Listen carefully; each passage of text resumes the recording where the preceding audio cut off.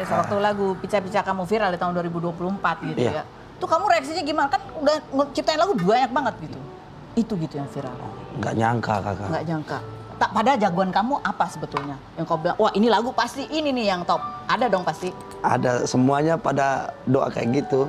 Semua lagu? Semua lagu. Kalau sudah mau upload pasti semoga ini viral, tapi nggak viral-viral. Viral-viral. Ternyata pica-picanya yang viral. Ternyata pica-pica gitu. Dan itu termasuk yang didoain juga pastinya? Iya. Atau sebenarnya itu kayaknya, ini kayaknya biasa gitu? Iya sebenarnya juga biasa aja sebenarnya. Nggak nyangka. Dan ya? itu juga kita pergi syuting tuh apa adanya.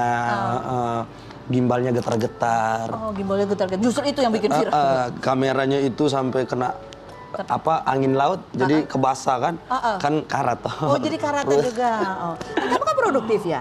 Sehari bisa bikin, satu lagu itu bisa bikin berapa lama?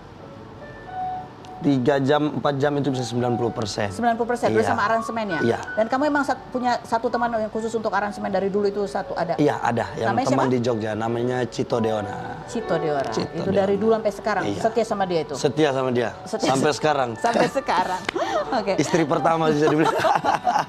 Oke, ini ada yang viral juga kemarin ketika kamu di sosial media begitu ya, ada banyak orang komen, terus kamu juga menanggapi tapi dianggap, sombong amat ini Johan Reza. Coba kita lihat dulu videonya seperti apa berikutnya. Ada masnya di situ. Itu ada di situ, dia ada ya mas. Johan, ketika kamu menanggapi itu kan terlihat kamu agak ada emosi, kesal juga. Apa yang bikin kamu kesal tuh apanya?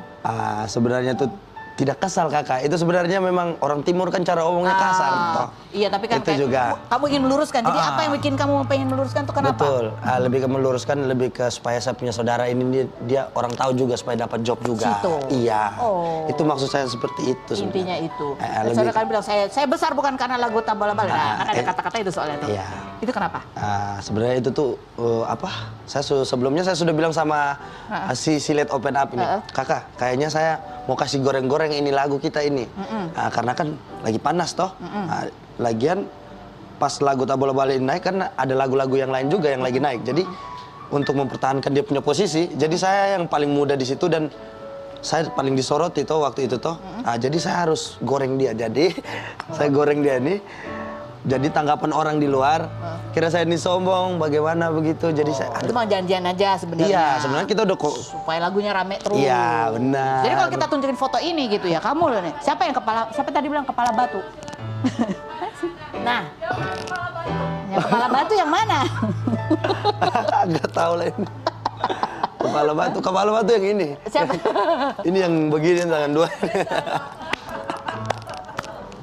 Tapi kamu baik-baik aja masih atau pernah? Baik kakak, kita kemarin kita sepanggung sama Kak Jack. Nggak ada masalah ya? Nggak ada. Jadi ini hanya konten semata gitu ya? Iya benar. Tapi kalau yang dibilang kamu setelah makin terkenal jadi sombong, nggak pernah datang untuk cek sound, itu kenapa? Benar?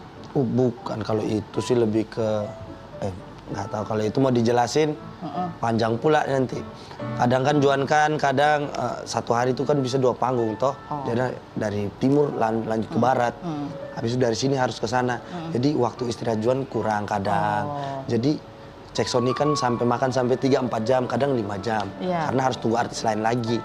Jadi Juan sempatkan waktu 5-4 jam itu untuk istirahat. Biar untuk sebentar malam, karena Juan kalau udah perform pasti harus all out.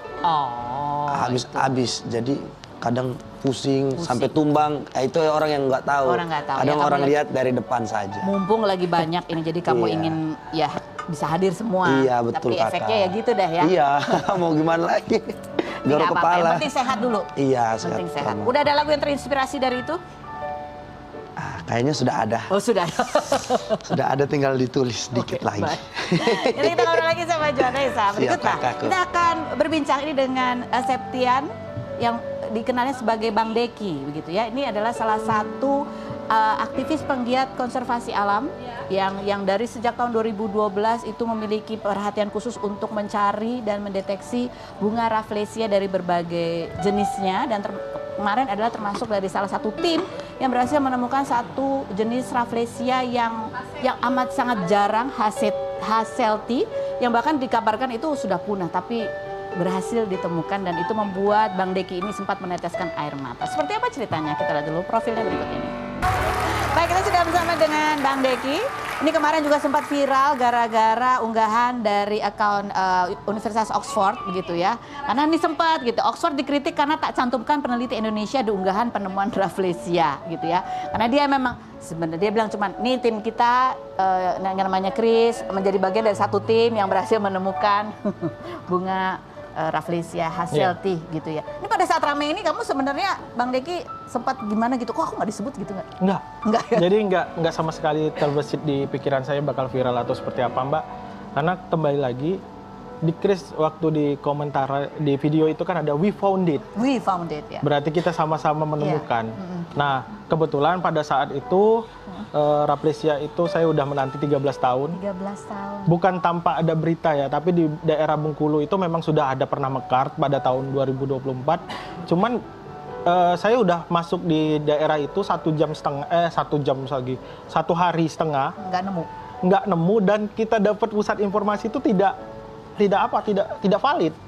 Oke. Dan kalau asal Mbak tahu daerah di Bengkulu itu kebetulan yang daerah yang di kasus Yuyun, Palak Curup, jadi daerah kriminal tinggi, kita tidak mungkin bawa tim dari Oxford University atau dari BRIN ke sana. Jadi Palak Curup, Padang Ulak Tanding. Oke. Daerah kriminal tinggi. Jadi ya. Maksudnya bisa resikonya apa tuh? Kalau nggak kemalingan, dibegal. Gitu ya? Iya. Berisiko? Iya. Jadi udah nyari itu seharian di tahun 2024 dan nggak nemu? Nggak nemu. Apakah itu yang menyebabkan ketika berhasil menemukan Rafflesia Hasselti itu dan mekar setelah menunggu 2 jam, itu nanti tangis pecah? Kita dengar cerita setelah berikut ini, jangan kemana-mana, tetap di Rumah Informasi.